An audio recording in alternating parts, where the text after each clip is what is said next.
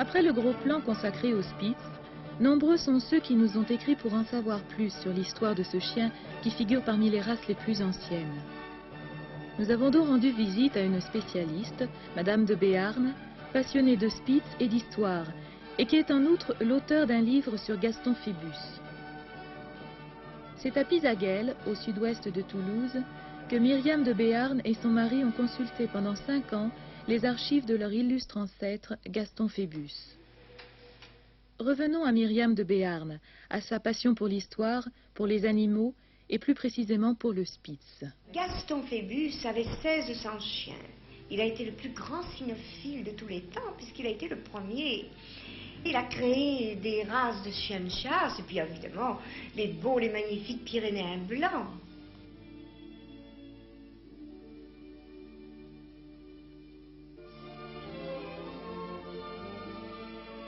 Et Gaston Phébus, comte de Foix, seigneur de Béarn. Alors lui, c'était un homme de guerre, c'était un prince fabuleux du Moyen-Âge. D'ailleurs, il a laissé un traité de chasse qui fait autorité. Mais vous connaissez bien Gaston Phébus, est-ce que par hasard, vous savez pourquoi il avait autant de chiens? C'est parce qu'il les aimait. Il aimait la chasse, il aimait la nature.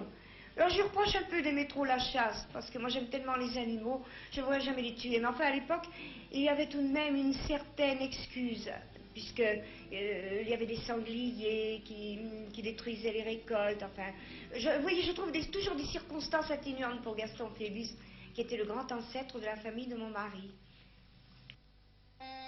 Le Spitz, c'est la plus ancienne race du monde. On a retrouvé des ossements dans les sarcophages. Et moi, j'en ai imaginé Cléopâtre avec son petit Spitz. Évidemment, il n'était pas très joli. C'était des chiens qui n'avaient pas beaucoup de fourrure. Également, le duc de Berry. Attention, pas le duc de Berry assassiné par Louvel, non. Le duc de Berry du XVe siècle. Fin 14e, 15e siècle. Dans les très riches heures, vous remarquerez des petits chiens qui se faufilent au milieu des assiettes, sur la table de banquet. Ce sont des loulous, ils étaient roux, ils devaient tenir un peu du volpino italien. Par la suite, il a eu des loulous blancs, dont le préféré s'appelait Prince. Et un autre encore qui s'est illustré en piquant une tête dans une chambre d'aisance, ainsi disait-on à l'époque. Bon, et évidemment, après son épouse, Jeanne de Boulogne, qui était la pupille de Gaston Phébus, a eu également une petite Spitz.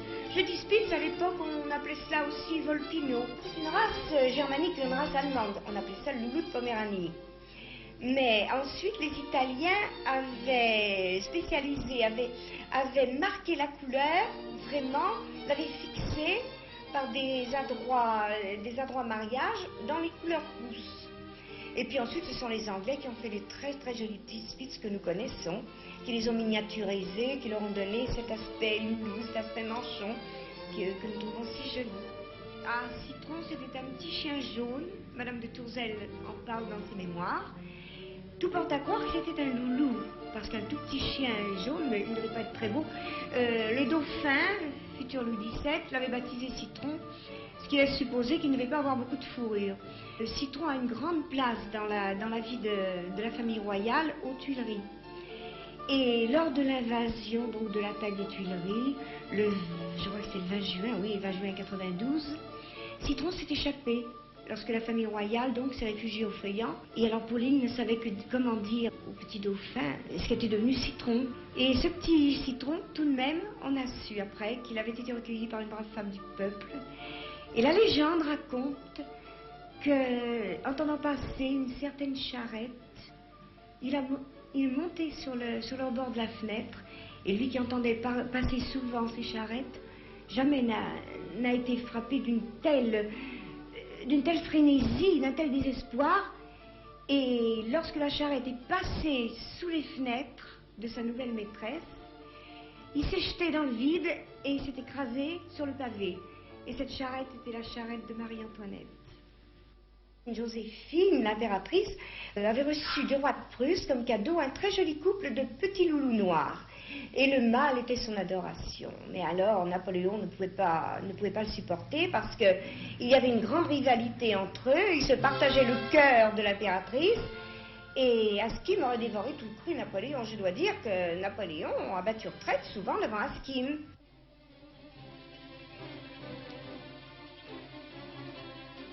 Oh, Mozart avec Bimpel. C'était son Spitz. Et Bimpel avait une telle adoration pour son maître que lorsque celui-ci partait en voyage, personne n'avait le droit d'approcher le clavecin. Il montrait les dents, troussait les babines, et vraiment ça devenait même dramatique. Non, il montait la garde, il gardait le clavecin de son maître. Ce n'est pourtant pas Bimpel qui a accompagné son maître, je ne sais pas ce qu'il est devenu Bimpel. Et c'est un pauvre chien qui l'a suivi jusqu'au cimetière, c'était le seul compagnon.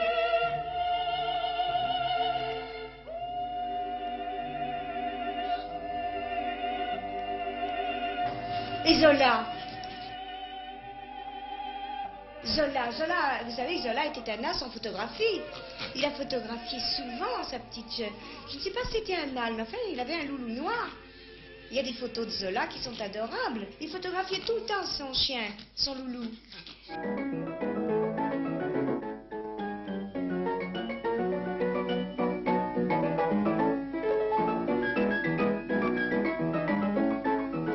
La passion des chiens me vient de ma mère. Et lorsque ma mère s'est mariée, la première chose qu'elle a voulu, c'est un loulou. Un loulou blanc, un tout petit loulou blanc. Et je suis venue au monde, il y avait déjà Mitsu, qui était un petit loulou blanc, qui gardait mon berceau et ma voiture d'enfant. Et puis après, il y a eu Nero, qui était un tout petit loulou noir, qui était une beauté, tout petit.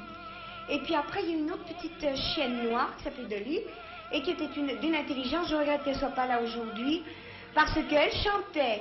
Lorsque mon père et ma mère chantaient des duos, par exemple le duo de la Bohème, elle ajoutait sa voix pour que Chini n'avait pas prévu un trio pareil.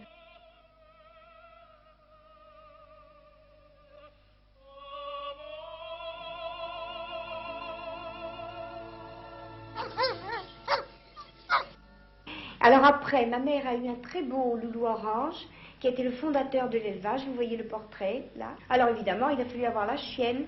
On a marié Billy, et puis maman a fondé son élevage en 1930. Ça a été, je dois le dire, j'en suis très fière, l'un des plus beaux d'Europe, parce qu'elle a eu des chiens qui ont triomphé partout.